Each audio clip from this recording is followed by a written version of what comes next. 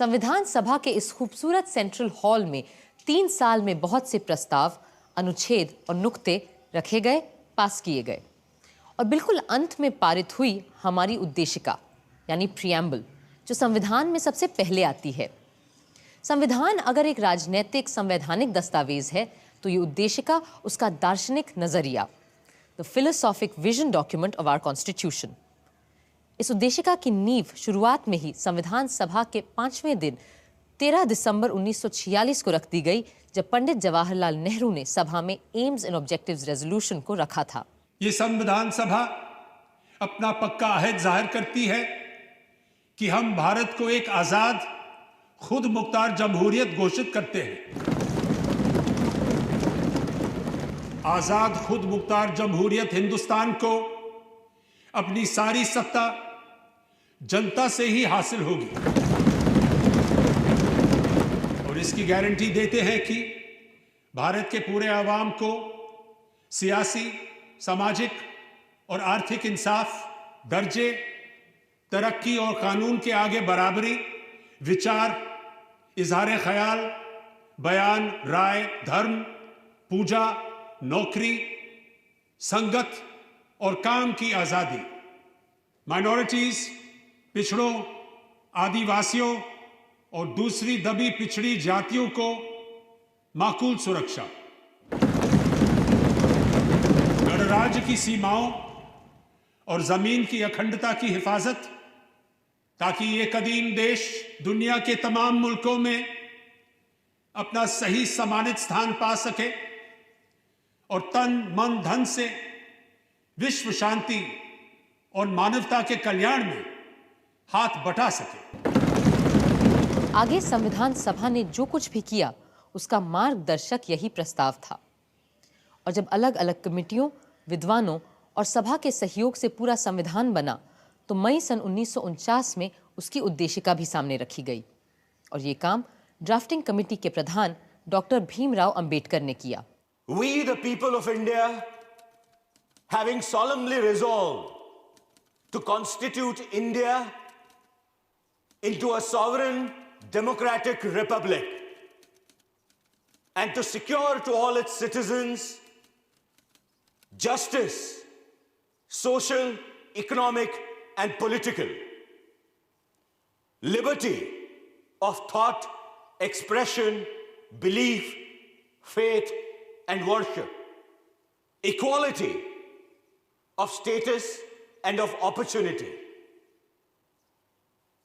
and to promote among them all fraternity, assuring the dignity of the individual and the unity of the nation. In our Constituent Assembly, this 26th day of November 1949, do hereby adopt, enact, and give to ourselves this Constitution. उद्देशिका पर बहस शुरू हुई अक्टूबर 1949 में, जब बाकी संविधान को सोचने, बनाने और लिखने का काम लगभग पूरा हो रहा था। ये वो शब्द थे जो हमारे संविधान में सबसे पहले आने वाले थे। अब हम उद्देशिका यानी प्रियम्बल पर बात करेंगे। जनाब सदर साहब, क्या यह उचित नहीं रहेगा कि स्पेशल पर हम जब नवंबर में तीसरी रीडिंग के लिए मिले तब बातचीत करें? तब तक ड्राफ्टिंग कमेटी भी अपनी फाइनल रिपोर्ट पेश कर चुकी होगी। I object to that. अगर आज हम पेश लफ्ज को ही पास नहीं करेंगे तो सेकंड रीडिंग में कोई रिपोर्ट कैसे तैयार की जा सकेगी? जीवन में पहली बार मैं मौलाना साहब से सहमत हूं और उनकी बात का समर्थन करता हूं। हमें पूरे संविधान को ही दूसरे पाठ में पास करना है और प्रियम्बल भी संविधान का ही एक हिस्सा है। इसलिए उद्देशिका को अब हम टाल नहीं सकते, लेकिन मुझे लग रहा है कि हसरत मोहानी साहब का अमेंडमेंट अहम है, जिसमें इन्होंने कुछ नए मुद्दे उठाने की कोशिश की है। इसलिए वे अपना संशोधन पहले पेश कर सकते हैं। मेरे 3 अलग अलग अमेंडमेंट्स हैं। पहला ये कि हमें प्रीएम्बल में लफ्ज सॉवरेन डेमोक्रेटिक रिपब्लिक के बजाय अ सॉवरेन फेडरल रिपब्लिक या अ सॉवरेन इंडिपेंडेंट रिपब्लिक लिखना चाहिए। लेकिन मेरे दोस्त डॉक्टर अंबेडकर ने बड़ी मक्कारी से दो अहम अल्फाज फेडरल और इंडिपेंडेंट को हटा दिया है और उनकी जगह वो डेमोक्रेटिक लफ्ज ले आए हैं। सर मैं एक पॉइंट ऑफ ऑर्डर उठाना चाहता हूं कि अगर ये संशोधन पारित किए गए तो इसका नतीजा ये होगा कि हमें पूरे संविधान को ही दोबारा से लिखना पड़ेगा। हाँ, पर जिम्मेदार कौन है इसके लिए? मैंने शुरू में ही आप लोगों को रोकने की पुरजोर कोशिश की थी।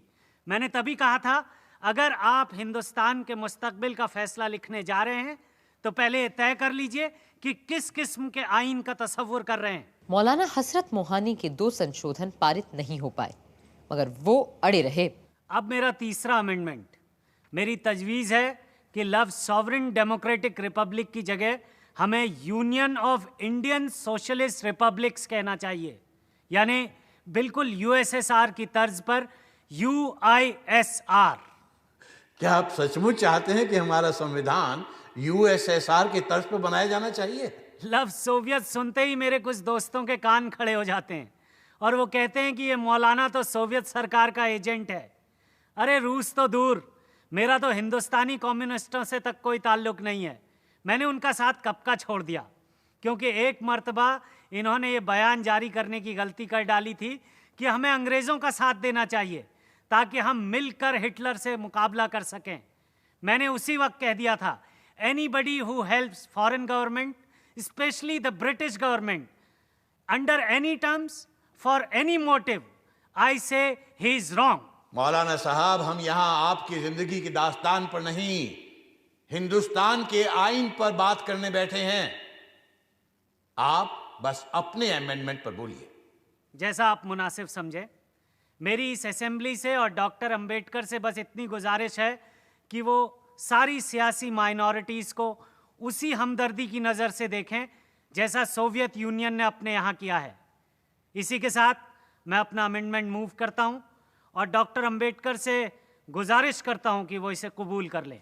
मौलाना हसरत मोहानी जितने कोमल शायर थे उतने ही तीखे वक्ता, पर उनके बाकी सारे संशोधन प्रस्ताव भी नामंजूर कर दिए गए। मगर दूसरे सदस्य भी आसानी से मानने वाले कहाँ थे, खास करके श्री HV कामत, जो हमारी उद्देशिका में भगवान को ले आना चाहते थे। I move the following phrase to be substituted for the proposed preamble. In the name of God, we, the people of India. Sir, the amendment is already there in the first line. My amendment means, in the name of God, we do this and that. No long speech is needed to commend this motion.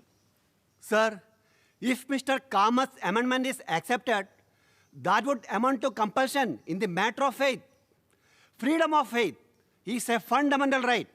According to the Constitution, a man has right to believe in God or not. Therefore, this amendment should be ruled out. Though I am myself a strong believer in God. Sir, may I move an amendment to that of Shri Kamath? That instead of in the name of God, would he be pleased to accept in the name of the goddess? Sir, it is not a matter of laughter with me. I believe in a goddess. I belong to Kamrup, where the goddess Kamakhya is worshipped. Sir, God includes goddess as well. Sir, if we bring in the name of God at all, we should bring in the name of the goddess also. See, in my opinion, this amendment should not have been brought. But as it has been brought, this is my point of view. Now I have to put the amendment moved by Mr. Kamath to vote. Mr. President, the flame of God is invoked by every nation upon earth. And God is an impartial entity, and he should be allowed to remain so. With these words, I appeal to Mr. Kamath not to put us into any embarrassment of voting upon God. I claim a division. Sir, I want a division on this question. I also want a division. There is no alternative left to me. Those in favor may raise their hands. Those opposed may raise their hands. No. The amendment is rejected. Sir, this is a black day in our history. God save India. भगवान के अलावा महात्मा गांधी का भी मुद्दा था, जो अपने भक्तों के लिए किसी भगवान से कम नहीं थे। Sir, I beg to move कि उद्देशिका में निम्नलिखित को बदल दिया जाए। सर्वशक्तिमान भगवान जिनके प्रताप और मार्गदर्शन में हमारे राष्ट्रपिता महात्मा गांधी ने देश का नेतृत्व किया और हमें गुलामी से आजादी की ओर ले गए। आई ओपोज द अमेंडमेंट। मैं नहीं चाहता कि महात्मा गांधी का नाम हमारे संविधान में लिया जाए, क्योंकि यह संविधान गांधीवादी है ही नहीं। हमें अपने राष्ट्रपिता का नाम बहुत सोच समझकर ही इस्तेमाल करना चाहिए। यह उनके प्रति सम्मान और प्रेम का ही सबूत होगा अगर हम उनका नाम संविधान में ना ही घसीटें। आदरणीय आचार्य कृपलानी जी की अपील पर मैं अपना संशोधन प्रस्ताव वापस लेता हूं। बात सिर्फ ईश्वर या बापू के नाम की ही नहीं थी। कई लोग बहुत से नए शब्द और विचार उद्देशिका में लाना चाहते थे जो कम महत्व के नहीं थे। हम भारत के लोग भारत को एक संपूर्ण प्रभुत्व संपन्न लोकतांत्रिक गणराज्य बनाने के लिए देश के प्रत्येक नागरिक को निम्न चीजें देने का प्रण करते हैं। 1. जीवन यापन का यथोचित मौका। 2. मुफ्त और लाजमी शिक्षा। 3. मुफ्त दवा इलाज। 4. Compulsory military training. एक एक ऊंट और मोटरसाइकिल भी दिलवा दीजिए ना सबको। ये आप प्रस्तावित कीजिए ना। सर, धर्मनिरपेक्ष यानी सेकुलर शब्द को हमारे संविधान में जगह ही नहीं मिली, जबकि हमारे कई राष्ट्र नेताओं ने कई बार इस शब्द पर बहुत जोर दिया है। मैं कहता हूं कि हमें इस शब्द को अपने प्रीएम्बल में शामिल कर देना चाहिए, क्योंकि इससे माइनॉरिटीज के दिल को संबल मिलेगा और साथ ही में वो जो लोफरगिरी हमारे पॉलिटिक्स में घुस आई है वो भी थोड़ी कम हो जाएगी। सर, मैं एक और शब्द पर जोर डालना चाहूंगा और वो है समाजवाद, सोशलिज्म। मेरा पक्का विश्वास है कि भारत का भविष्य समाजवाद में ही है और मुझे समाजवादी समाज में पूरा यकीन है। संपूर्ण प्रभुत्व संपन्न यानी सॉवरेन शब्द हमारी उद्देशिका में आया है, पर आप मुझे बताएं, जो संघ व्यक्तियों का समूह हो वो संपूर्ण प्रभुत्व संपन्न कैसे हो सकता है? इसलिए मैं प्रभुत्व के विचार के ही खिलाफ हूं।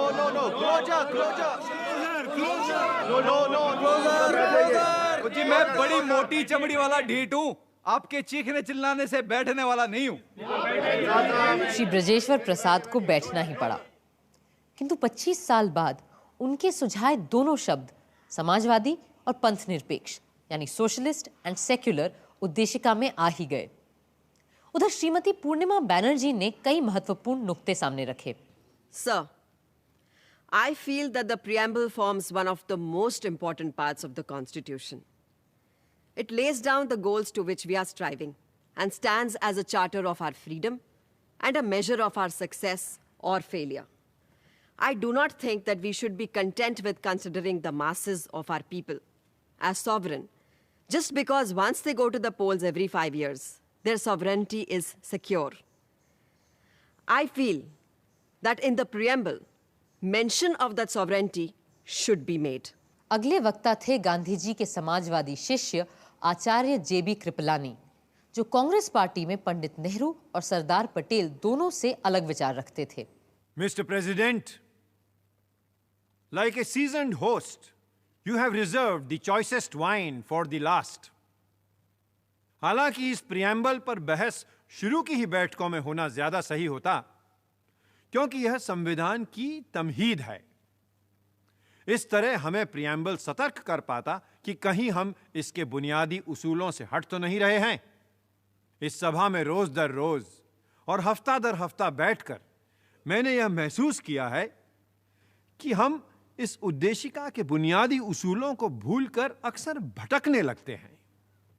Yes, we get distracted. ये उसूल वैसे तो कानूनी या संवैधानिक उसूल नहीं है, बल्कि आत्मिक और सैद्धांतिक हैं। अब जमहूरियत या जनतंत्र को ही ले लीजिए। What exactly is democracy? जनतंत्र एक इशारा है इंसान की बराबरी का, भाईचारे का, and it encompasses the great humane principle of non-violence.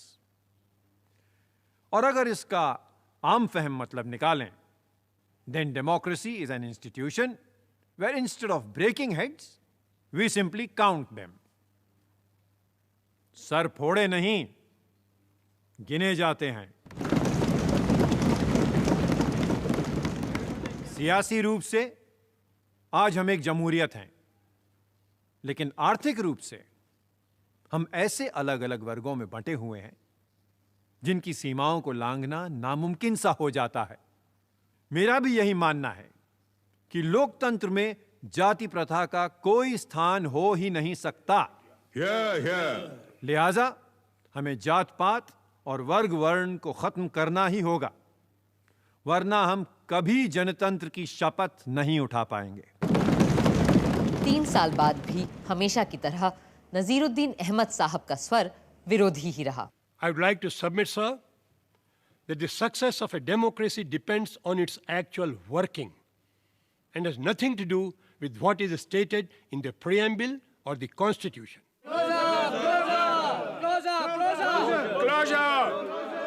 I take it that the closure is accepted.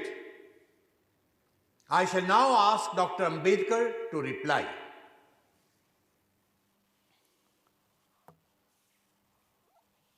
Sir, the point in the amendment which is supposed to make it different from the preamble drafted by the drafting committee lies in the addition of the words, "the people from whom is derived all power and authority." So why don't you accept it?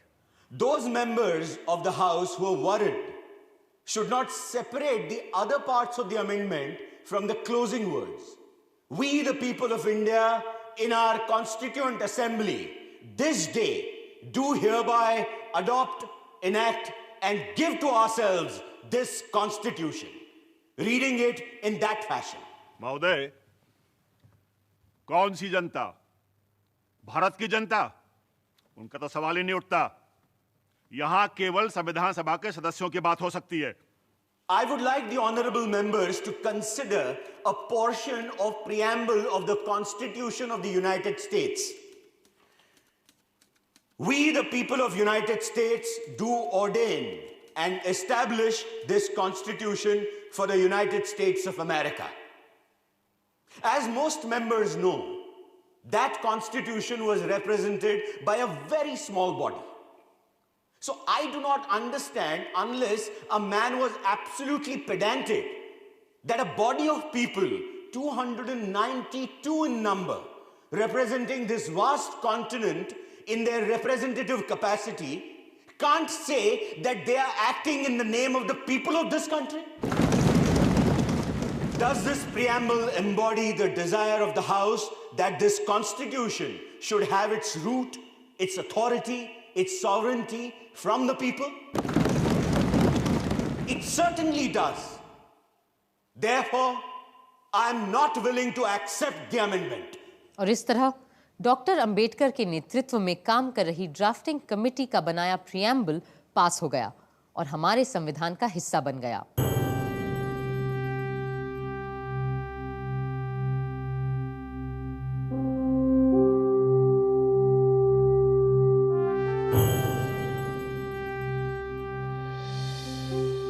साल की अथक मेहनत रंग ला रही थी और सदियों से अंग्रेजों की गुलामी और राजे रजवाड़ों की दास्ता में बंधा देश आज अपनी मर्जी से अपने बनाए रास्ते पे चलने जा रहा था.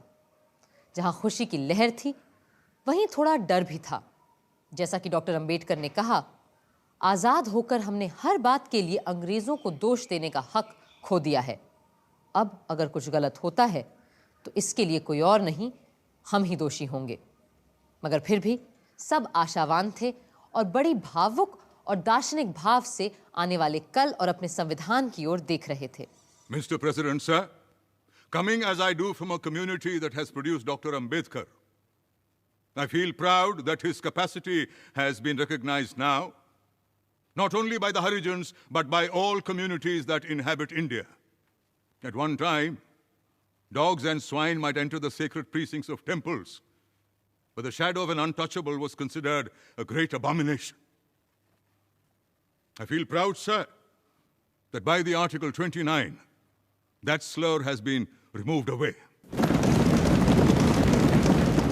In conclusion, I may, on behalf of the members of the Harijans that are present in this house and of Harijans outside, assure you and the August Assembly and the government that we Harijans... Sir, do we not represent the Harijans? We come under the special label of Harijans, sir.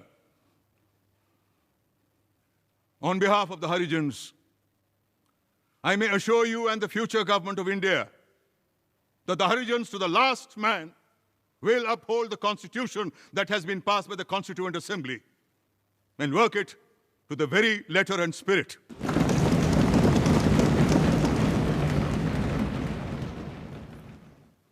Sir, it is something like this.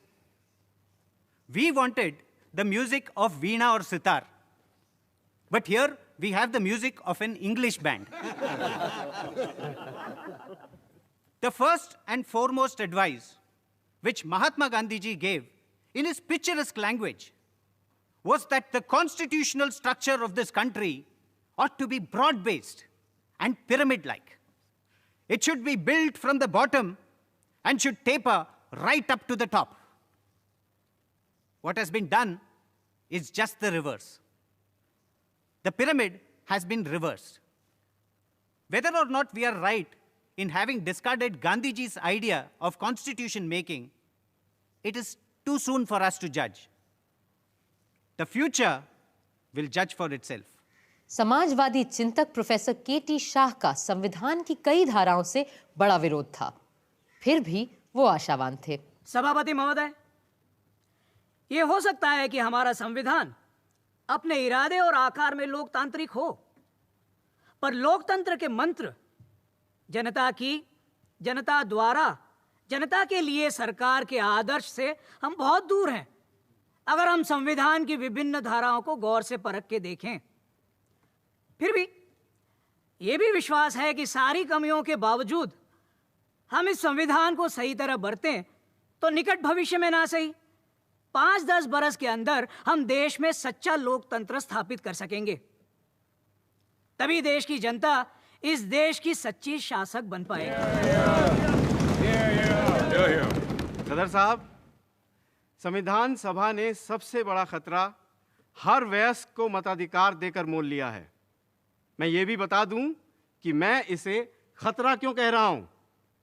हमारे देश की 85% जनता अनपढ़ है, मगर सदर साहब फिर भी मैं कहूंगा कि हमने ये खतरा सही अपनाया है, सोच समझ के ये दांव लगाया है, क्योंकि बिना हर वयस्क को मताधिकार दिए हमारा प्रजातंत्र बिल्कुल निरर्थक साबित होता।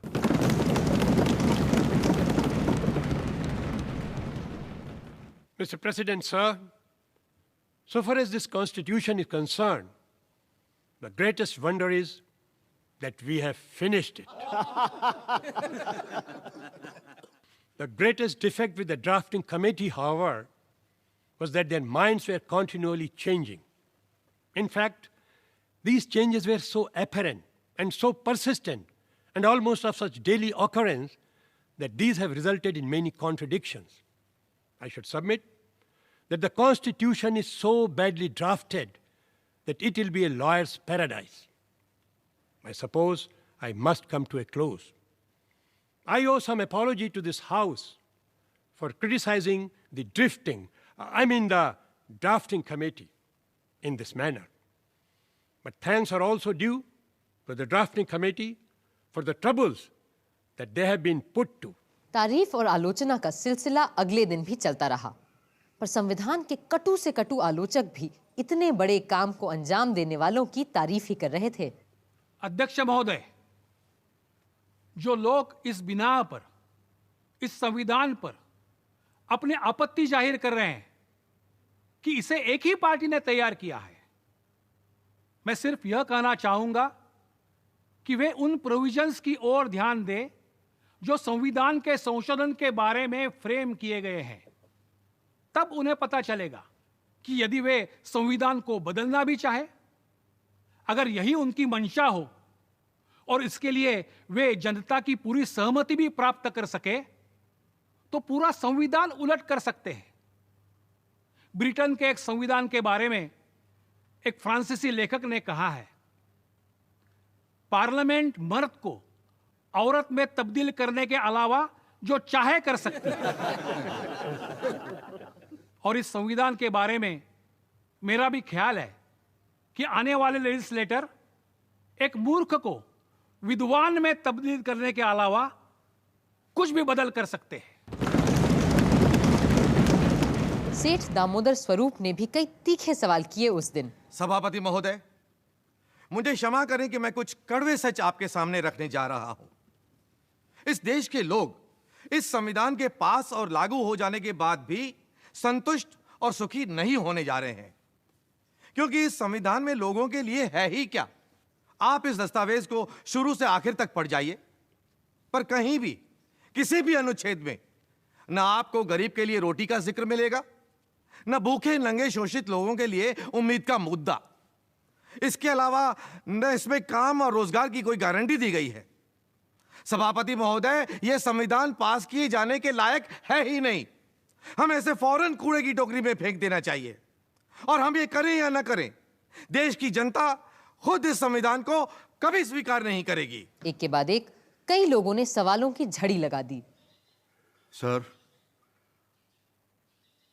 हमने हर इंसान को समता तो दी है, पर इस संविधान में स्वतंत्रता को हमने नजरअंदाज कर दिया है।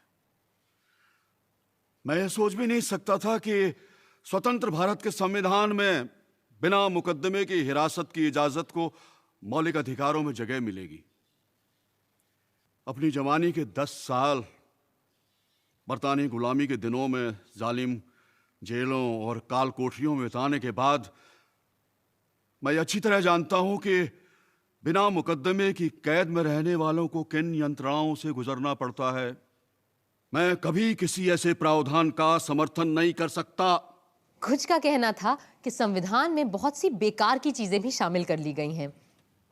Sir, I cannot understand why we had to go to such details as to put in the salaries of high dignitaries of the state, like the president and the salaries of judges in the Constitution. I should like to point out that in the modern world, where money is always changing in value, a sum of rupees 5,000 today may tomorrow be worth only 500 or 5. So in the Constitution, what purpose can it serve by prescribing the exact amount of the salaries? Mr. President, my bitter complaint is that the Constitution is silent about death sentence. I wish we had put in the Constitution that there should be no death sentence. Mr. Chaudhary, you are becoming very serious. I am always serious, sir, but others take me lightly. After all, we are followers of Mahatma Gandhi, who had adopted to some extent the teachings of Jesus Christ. You must not take eye for an eye. You must not take a tooth for a tooth. You must not take a life for a life. Shri Brajeshwar प्रसाद ने तो संविधान का विरोध करने का एक अलग तरीका ही इजाद किया। मिस्टर प्रेसिडेंट, सर, मैं इस कॉन्स्टिट्यूशन को अपना कंडीशनल और आधा अधूरा पूर्ण समर्थन देने के लिए खड़ा हुआ हूं। यदि इसमें हिंदी भाषा और अस्पृश्यता उन्मूलन जैसी चीजें ना होती तो मैं इसका समर्थन कर ही नहीं सकता था। मैं केवल इस बात के लिए संविधान का समर्थन करता हूं कि ये यूनिटरी है, पर फेडरलिज्म, सूबों की एनाटॉमी, पार्लियामेंटरिज्म, एडल्ट फ्रेंचाइज और फंडामेंटलाइज का मैं घोर विरोधी हूं। मेरी ऑनरेबल मेंबर से ये अपील है कि वो अपनी बात जरा धीरे धीरे कहें। तूफान महल की तरह दौड़ दौड़ मत जा। जी, मैं धीरे धीरे ही बोलता अगर सदर साहब मुझे अपनी बात कहने का थोड़ा और वक्त देते। खैर, हमारे महान महात्मा गांधी जी खुद विकेंद्रीकरण या डिसेंट्रलाइजेशन के हामी थे। उनके लिए डिसेंट्रलाइजेशन राम राज्य की तरह ले जाने वाला रास्ता था। सिर्फ एक अहिंसक समाज में जहां हर तरह की हिंसा समाप्त हो चुकी हो, हम विकेंद्रीकरण की बात सोच सकते हैं। भाई, मुझे 1-2 मिनट और देंगे क्या आप? बिल्कुल नहीं, बल्कि आप अपना भाषण मुझे दे दीजिए। तो इसे पढ़ा हुआ मान लीजिए। और इस तरह आया सभा का आखिरी ऐतिहासिक दिन। इस दिन भी कई लोगों को बोलना था और श्री महावीर त्यागी ने बड़े पते की बात की।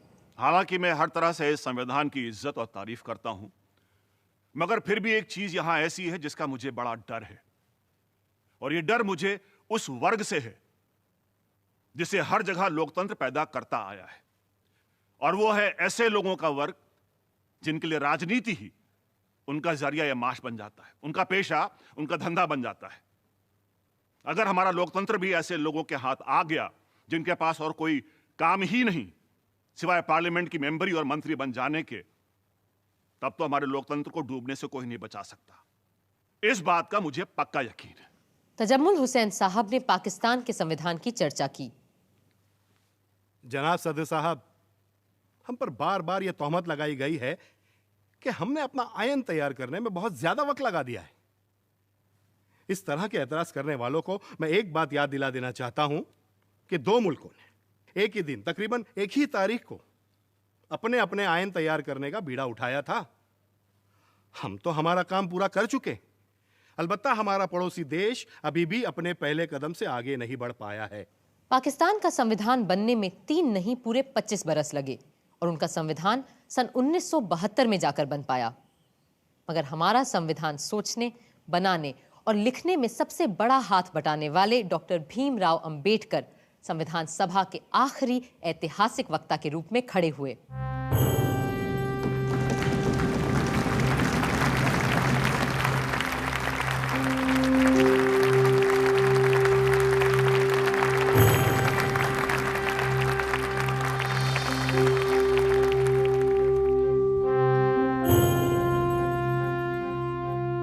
Sir,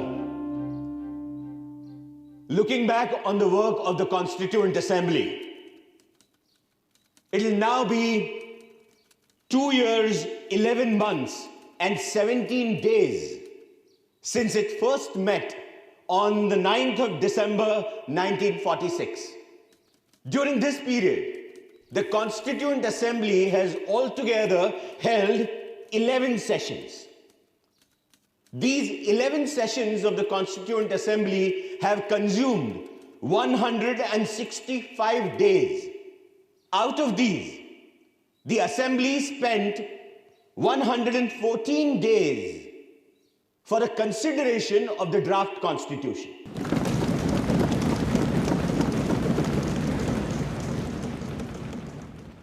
Coming to the drafting committee, it was elected by the Constituent Assembly on 29th of August 1947.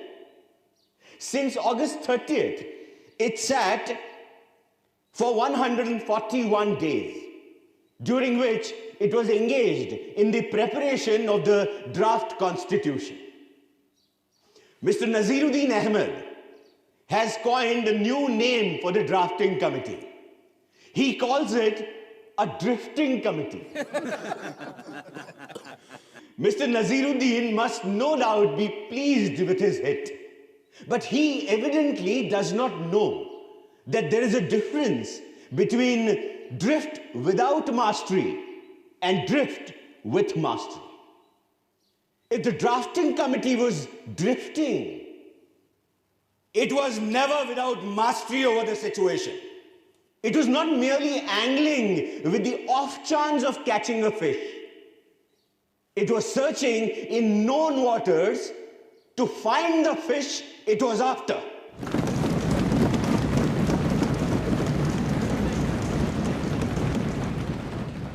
I'm glad to find that with the exception of a solitary member, there is a general consensus of appreciation from the members of the Constituent Assembly of the work done by the drafting committee. I feel so overwhelmed that I cannot find adequate words to express fully my gratitude to them. I came into the Constituent Assembly with no greater aspiration than to safeguard the interests of the scheduled castes.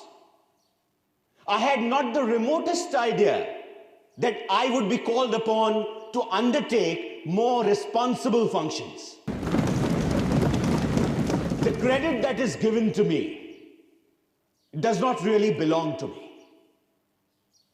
It belongs partly to Sir Benegal Narsingh Rao, the constitutional advisor to the Constituent Assembly, who prepared a rough draft of the Constitution. Much greater share must go to Mr. S.N. Mukherjee, the chief draftsman of the Constitution. On the 26th January 1950, India would be a democratic nation, in the sense that India from that day would have a government of the people, by the people, and for the people.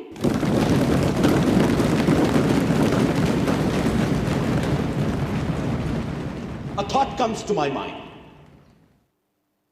What would happen to her democratic constitution? Will she be able to maintain it, or will she lose it again? If we wish to maintain democracy not merely in form, but also in fact, what must we do? The first thing in my judgment we must do is to hold on to constitutional methods of achieving our social and economic objectives. It means we must abandon the bloody methods of revolution. It means that we must abandon the method of civil disobedience, non-cooperation, and satyagraha. Where constitutional methods are open, there can be no justification for these unconstitutional methods.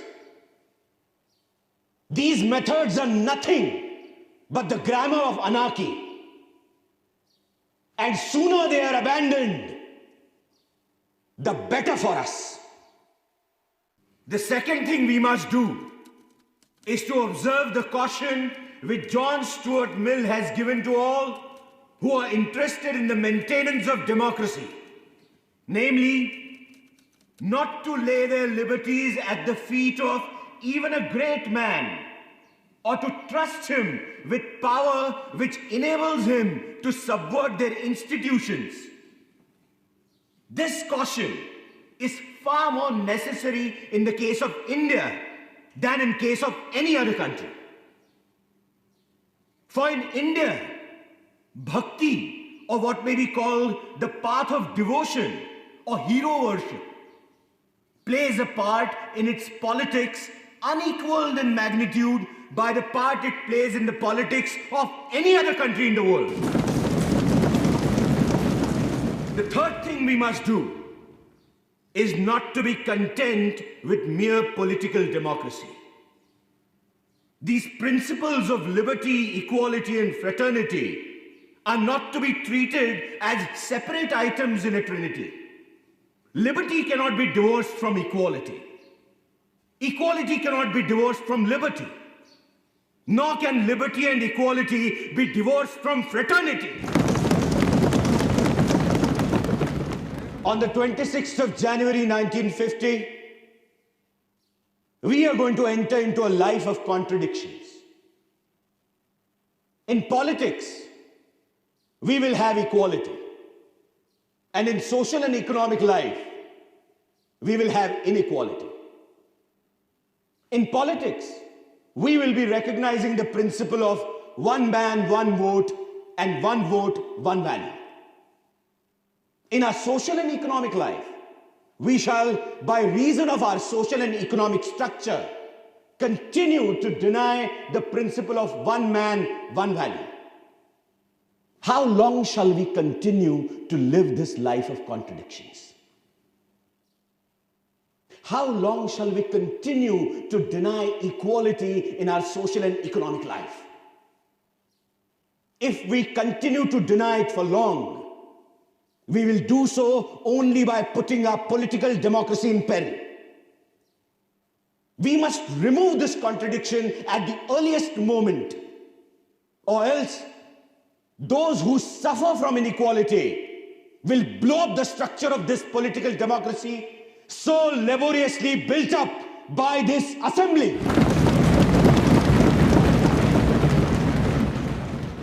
Doctor Ambedkar के बोले गए शब्द आज भी जैसे इस सदन में गूंजते रहते हैं। अब सिर्फ एक काम बचा था, संविधान का अनुमोदन और उस पर सारे सदस्यों के हस्ताक्षर। It now remains to put the motion moved by Dr. Ambedkar to the vote of the House. The question is that the constitutions settled by this assembly be passed. The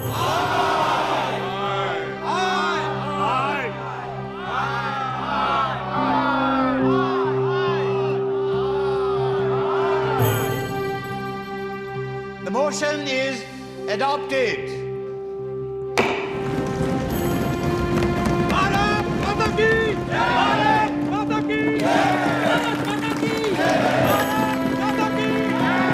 Vande Mataram! Vande Mataram! Vande Mataram! Mahatma Gandhi की जय!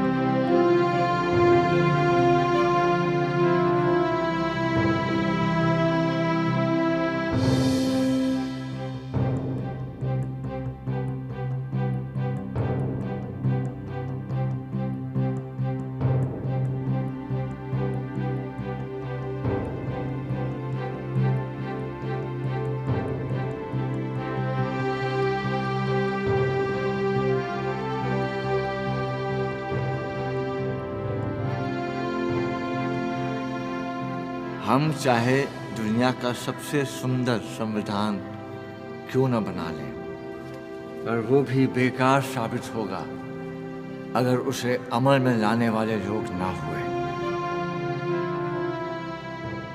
24 जनवरी को संविधान सभा आखिरी बार एक महत्वपूर्ण काम के लिए मिली। इस दिन जन गण मन को राष्ट्रगान और वंदे मातरम को राष्ट्रगीत के रूप में अपनाया गया और इसी दिन नए गणतंत्र के पहले राष्ट्रपति का चुनाव भी किया जाना था। लोकतंत्र की परंपराओं की नींव रखते हुए 2 लोग पद के उम्मीदवार बने, प्रोफेसर केटी शाह और डॉक्टर राजेंद्र प्रसाद। सभा ने उसी व्यक्ति को चुना जिसने 3 साल संविधान बनाए जाने की प्रक्रिया की अगुवाई की थी। डॉक्टर राजेंद्र प्रसाद भारत गणराज्य के पहले राष्ट्रपति बने। अब तो बस 26 जनवरी का इंतजार था। देश भर में उत्सव की सी तैयारियां हो रही थीं और क्यों ना होता ऐसा, सदियों बाद एक दबा कुचला मुल्क अपने खुद के बनाए गए रास्ते पे चलने जा रहा था।